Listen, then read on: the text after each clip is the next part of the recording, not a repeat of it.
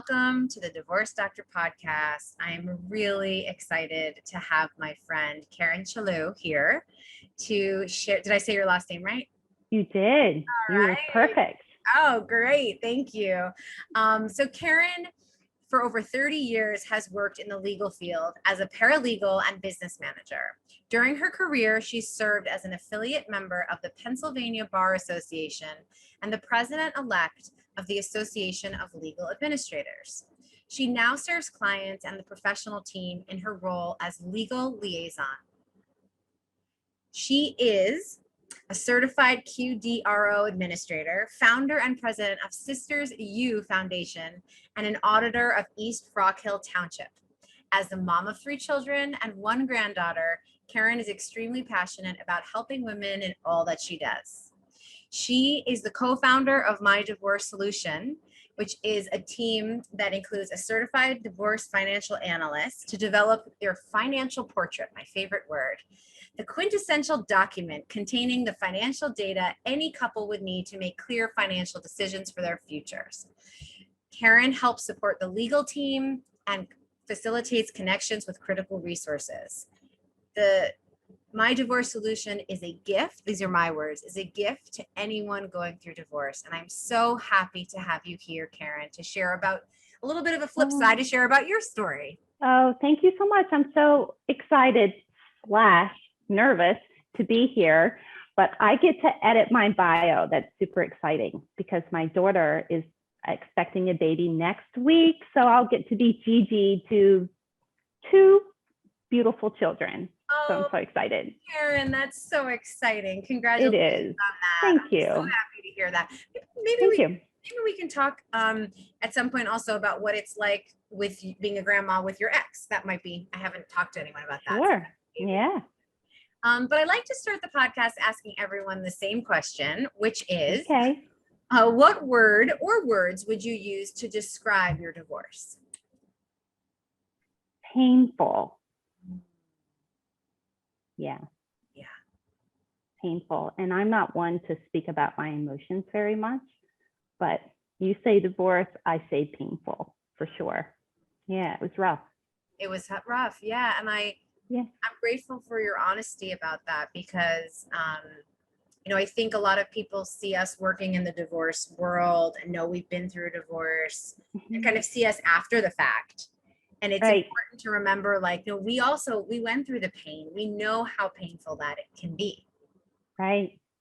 I was not only divorcing my husband, but I was also divorcing a lifestyle. So I grew up in a very Protestant family on a farm. So the way I was taught to live my life when I went through my divorce, I was definitely pivoting away from that life through my divorce was the bridge from that life. So it was rough.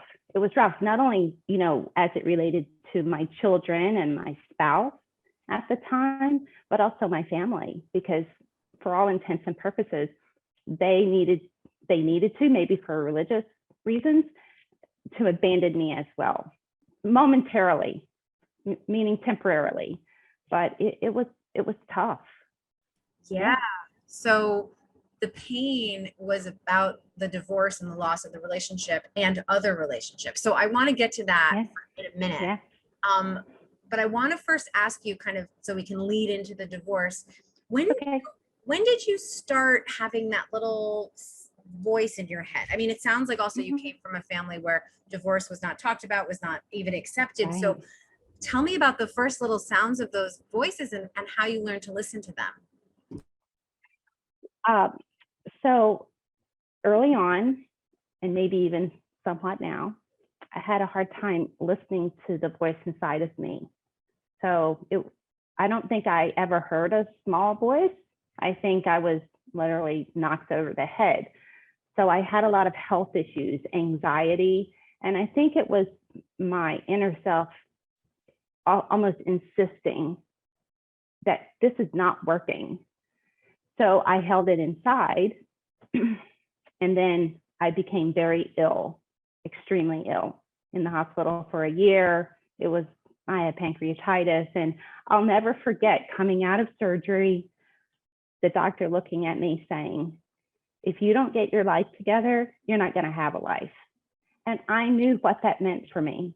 I knew every single bit. My urologist, of all people, needed to knock me over the head. And that was the beginning of my steps to address a situation. I told my husband 6 months ahead of time. It was a whole planning thing from my perspective, but that was that moment of, okay, I have to do something different. Wow. And what's so powerful about that? First, I'm so sorry your body had to suffer so much. Yeah. It sounds so awful. What's so powerful is the moment that they said that you knew with the change that needed to happen. It was like, you knew, but you didn't know. And I think a lot of people listening can relate. Like there's that moment when you just can tolerate the knowing, I guess. Right. And you're faced with, decisions that you have to make, not that you can make, but that you have to make. So no longer is it about other things. It's about your whole being. And for me, it was about, my children were 7 and 5 at the time. And I, was coming into that space of, they're not going to listen to what I say. They're going to mimic what I do.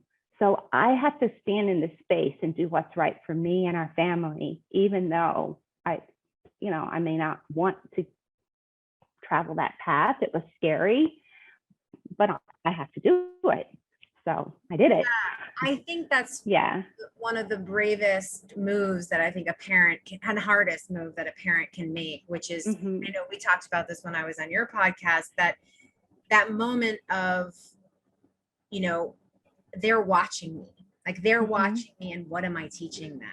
That you let your body get, totally devoured by stress or repression of feelings, or you're okay with an unhealthy relationship, and that it's so powerful when you really realize what you're teaching them. And sometimes, and I think for many people, that's the only thing that gets them to leave, because they think, I can tolerate this. If it was just me, I would, which is sad too, to think you could tolerate it. I know. Why? Right. Yeah. And you have two girls? I have a boy and a girl. They're now 31 and 29. Wow. Many, many years later. Yeah. And have you noticed? So they were just so small. Yeah. And have you noticed that have you noticed the choices in their relationships or things that they say that show that they learn from you, do you think? I'm just curious. Absolutely. They are both very intentional about their relationships. They know what their expectations are, and they expect them to be responded to. And they have a huge respect for whoever they're in a relationship with. So I definitely see that they approach their relationships more as an equal than what I had originally started my relationship with, and we were not equals on any level. Right. So yeah, I don't think anyone's ever asked me that question, but I always say my kids are my inspiration because they've made really good choices for themselves, and I'm just really proud of them for that. Yeah, and to really know that your move, your painful move, as you use that word, contributed to that. And that is what being a parent is, right? Doing the hard work, and they benefit from it. And so what a wonderful thing to reflect on. And for those who are going through this, just to know that you'll be able to look back and think, oh, I really taught them how to be intentional or how to respect the other person, and not talk down to them or whatever the behaviors might, if you had stayed in the marriage, that might have continued. Right. And so because I had a boy and a girl, the risk was for my son to feel dominant in a relationship, right? And it would have been,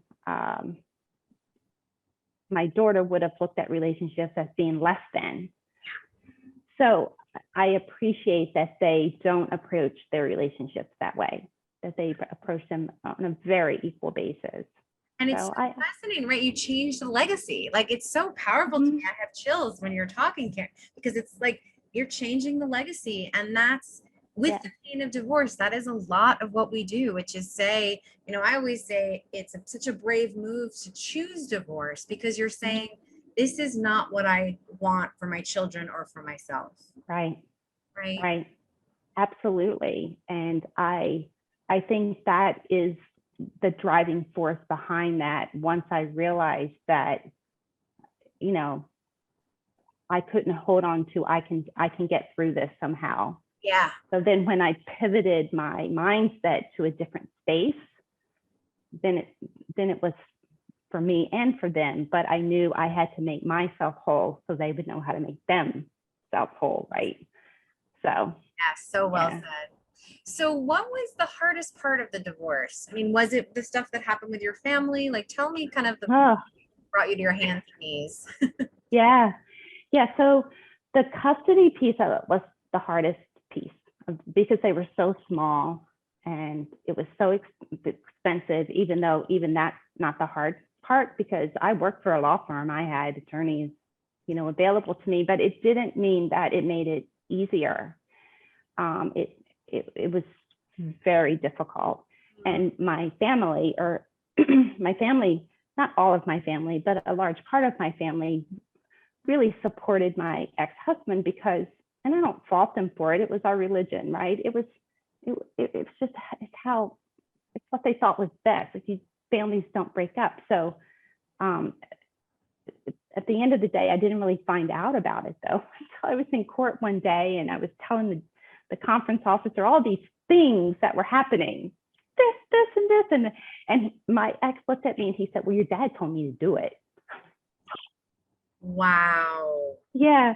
And it was just from a space of, it wasn't to hurt me. It was just, everyone felt like this is just what you're supposed to do. This is how you repair a marriage. This is how you keep everybody in place. So, just knowing. You didn't have their support though. So no. Did you feel really alone during the divorce? I did. Yeah. I did feel alone. But that in itself doesn't really affect me. As a matter of fact, I tend to, I don't know, that just didn't affect me. What really affected me is that I was doing right by my kids and that I was moving ahead, mostly trying to do right by them. Yeah. So them in your heart. Yeah. And then when you say the custody was hard, was the custody battle hard? Like, was the court? Yeah. Yeah. So it didn't ease up until they were teenagers. Wow. So, and it was very, very difficult because anyone in a custody battle knows that you're really angry with the other spouse and you disagree pretty much about every single moment of your child's life for all intents and purposes. But you also realize that it doesn't matter, that that person will always be their parent. So you still have to stay in that space at all times. And I remember saying to my kids, if I said it once, I said it 1,000 times. Yeah. All I can tell you is that I love you. And one day you may know more information. That's all I can tell you. Every day you can count on my love. That's all I can tell you. Because, they would say, well, this happened, or, whatever they heard, they didn't know how to process. And there was no way for me to explain it to them because they would then be caught in the crossfire, right? So all I could do is say, I love you. I love you. And how can I help you right now? Find a little ease. So do you want to go play in the park, or do you want to go play soccer? What can we do together to make this a little easier? Beautiful. It was hard. It must have been so hard because my next question is like, so who did that for you, right? Who took you to the park? So what kind of healing, psychological, emotional, spiritual healing did you get? What told you I love you, but this is hard? I did go to counseling. I did. And I had to reframe a lot of the guilt, right? So one of the best gifts my counselor gave me was, he said, I understand that you're deeply rooted in religion and this means a lot to you. And it did. He said, I just want you to put it on the shelf. Just put it on the shelf. Let's just put it on the shelf for 6 months. It's not going anywhere. Just leave it there. And then get up every day. And that helped me kind of parse out what I believed and what I was taught, right? Yes. And that was healing to me, because then I really feel like everybody is able to own and know their truth. And that was when I started to say, this is what I believe. And so I can filter other information through that. It's either going to resonate with me or I'm not. I can just let it go aside and let that be someone else's truth and respect it, but I don't have to own it. And that was so healing for me. Yeah. And were you able to connect back to the religion? Like, could you put it aside? Could you bring it back in? Like, were you able to? Yeah. Absolutely. Yeah. And not that I'm religious anymore, but I'm spiritual. They're super spiritual. So when I read, let's just say I read the Bible now, or we had to memorize the Bible as children. I memorized it cover to cover, as they say. So, Bible verses are ingrained in me, but I'm able to interpret the Bible verses in a way that means something to me. Like, I'll go back and research where it came from, what the intent was, and how I can apply it to my life, versus it being a mandate for my behavior or whether or not I'm good enough. So I do, that piece will always be with me. I just have a different perspective of it now, right? Yeah. So Yeah. how do you find, or how have you come to connect with the idea that the divorce was the right thing for you and that God or spirituality supports that?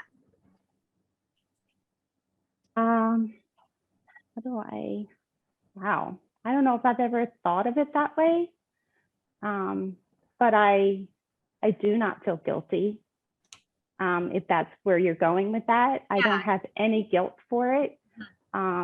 Because I truly believe that we all make decisions every day and there is no failure. So even if someone may wish they had done something different, those choices lead us to the next step. So even if I mess up today, I feel like I'm to that space of my intention is, making sure my intention is where I want it to be. And then if it's a mess up or a mistake, we all make mistakes. It was something that I needed to learn in that moment. So, if I go back to the divorce, I wouldn't be where I am today if I hadn't gone through those times in my life of challenge and difficulty. I wouldn't, I always told my daughter, she really had a rough time with it. She was like, Mom, why me? Why did it happen to us? Yeah. And I would say, Chris, I have no idea, but I can promise you that one day someone will have needed you to walk through that path. If it's not even yourself, it could be someone else that you will, be able to respond to in a way that they needed it or you needed it, because you're taking these steps. And they're taking very difficult steps too. Everybody around you is taking very difficult steps. And we just do it because it's our past and we can't change it. So that's just how I feel. Yeah. And I guess that God accepts that everyone makes mistakes, right? That this loving being, that right. path. Like, everyone has their path, and there isn't the right path, I think what you're saying, and the wrong path. Right. Yeah. Right. Yeah. So can you, I'm just curious. So with the counselor, was it a spiritual counselor, or was it just a clinical counselor? Like, did they have experience with that? Or I'm always curious about that, because I think as therapists, we're not really taught to bring up spirituality, even though I think it's for so many people. So I was just curious. Like, he was not a spiritual therapist or counselor. I think one of my friends just referred him, and she was navigating this whole journey as well, from what do I believe, and and what has been taught to me kind of perspective. And he really helped her. And I knew that was my hiccup, even though it was a divorce, that's where I'm going to be challenged, because this is a fairly critical error in the Bible Belt, right? Like, you don't just wake up one day and get divorced without meeting some criteria, whatever that would be. So, you know, in order to move forward, I needed to resolve that within myself. I think you just said something really important, which is that you knew what your hiccup was. Like, you knew what was keeping you stuck. And I want to encourage people who are listening that, you know, whatever the hiccup is for you, if it's the religious piece, if it's infidelity, you know, that there are people who can help you, therapists, you know, with that specific piece. And Right. Because we all do come with it with different pieces. Yeah, absolutely. Yeah. And it, you know, to that point, whatever, and I see this a lot, you know, with all of our clients, you know, they'll feel like they have to almost punish themselves or let somebody get away with something because they made a mistake. Not true, right? So, you know, whatever you feel entitled to, and you know, that's yours to have, irrespective of your behavior. So if you want to correct your behavior, that's up to you, but it doesn't mean you have to make compensation for it in other areas. And I think in divorces that can tend to play out because of the guilt factor, right or wrong. Yes. And I bet you see that a lot. And I try to talk to clients about this too, that if you don't work through, let's say you hadn't worked through some of that guilt, you'll see it in your negotiations with your mediator, or you'll see it in your financial blueprint where you'll be giving more, right? It'll become acted out in other ways. Yes. Mm-hmm. Yeah. And then you're getting stuck in the same cycle of behavior. You know, you're not growing out into an independent life where you get to determine your truth every day. So, yeah. And you know what? I did the same thing. I gave up. Like, it didn't matter to me. I knew I was going to be okay. Not everybody has the ability to do that. Yeah. I had the ability, not because I had a lot, but because I believed in myself. I wasn't afraid of that. There were other things that were more important to me. So, you know, I understand the mentality of giving up things, but not from a space of I have to punish myself or I don't deserve it or whatever the it may be. Right, exactly. And lots of people have talked on the podcast about women in particular who are often very willing to kind of release things as an apology, right? And the importance of not doing that. If you want to release it, but not coming from a place of guilt or shame. Right, absolutely. And, you know, like I said, the custody piece was the very hardest for me. My kids were young and they were very angry with me every day. They were just angry every day. So that piece of it was my complete focus. I couldn't fix it, but I had to be there with them. So, you know, everything else was relative to that too. Right. Yeah. The kids now as adults and as they got to be older, did they reflect on that time and talk with you about it? Have they shared with you their experience? Yeah, absolutely. And we talked about it constantly when they were young, just that, you know, this is really hard. I'm not, you know, it is what it is. I'm sorry, we all have to go through it, but we do, kind of a thing. Yeah. And we talked about it all the way through. Even, you know, getting married again, we had a test. So we all moved in with their new stepdad to be, and, you know, a trial 3 months, and we're going, if it doesn't work for everybody, it's not going to work for anybody. So they felt a part of the moving on and valued, even though we couldn't change it. Obviously, you know, you can't go back. Right. What's so smart about that is that they felt out of control, and kids in general, even if they're not going through it, are out of control because grownups are constantly making decisions for them. And so being able to give them a bit of control, and I want to warn people, like, only give them control over things that you're willing to release the control. But the fact that they were able to put, you know, hit the stop button or hit the pause button, that's so important for all kids, but especially kids going through a divorce who really, you know, lose control. Yeah.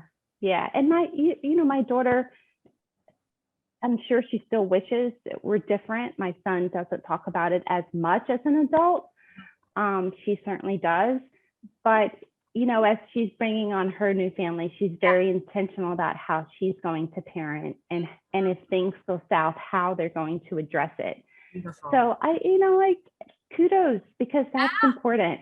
That's right? important. And that's the best gift you can get as a parent, is seeing them do that. So just to finish up here, I'd like to ask you a question I finish the podcast always up with, which is, if you could go back with all the wisdom and knowledge you have now to your younger self, what would you tell her? What little message would you lovingly give her?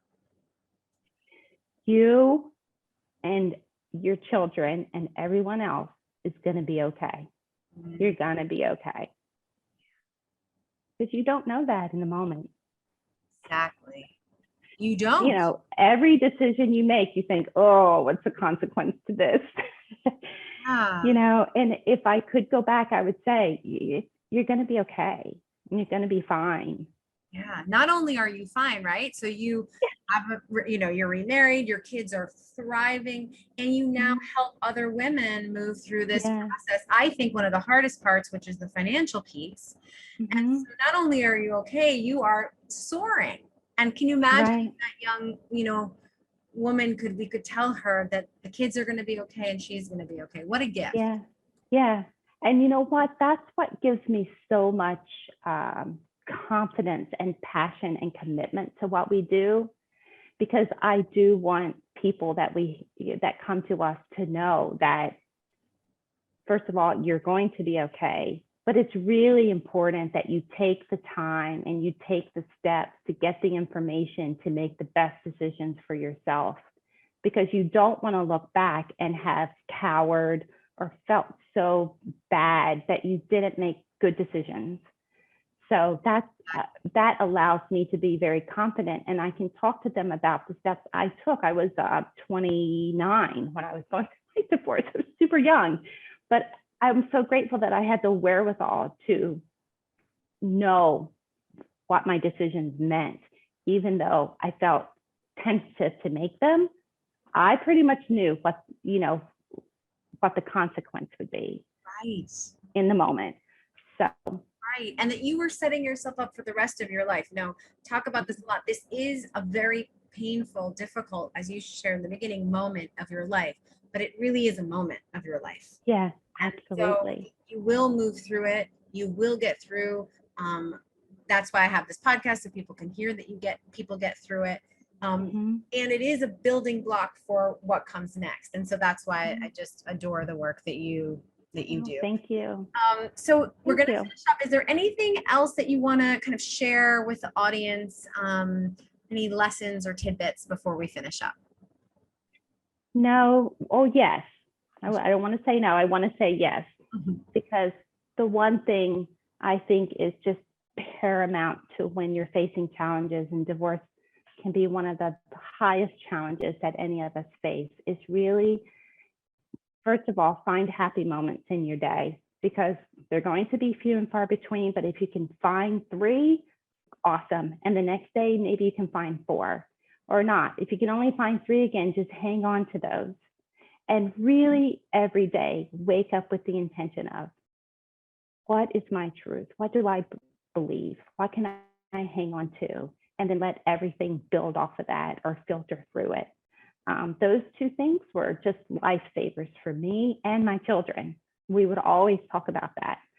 So if I could leave anything with the audience, that's definitely what I would leave with them, with you all. Such a great, wonderful tools. Thank you for sharing those.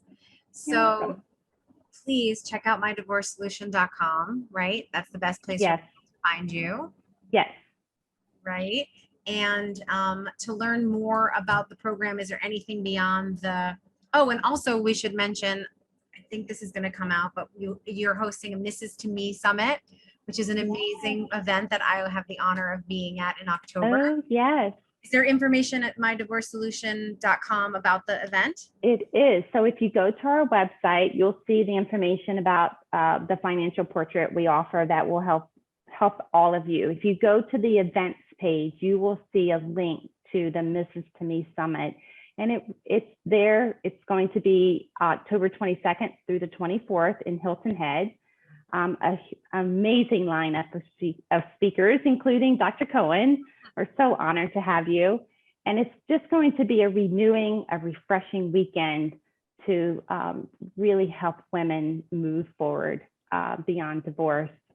So there will be people there who are going through the process and people who have come through the process. And I think it will be just a great time of renewing. Yeah. And I'll add my link to the show notes too. Oh, wonderful. Great. Thank you so much for being here, for your time, for your honesty, for your willingness. Thank you so much for sharing your story. You're welcome. It was my pleasure. And thank you for having me. Of course.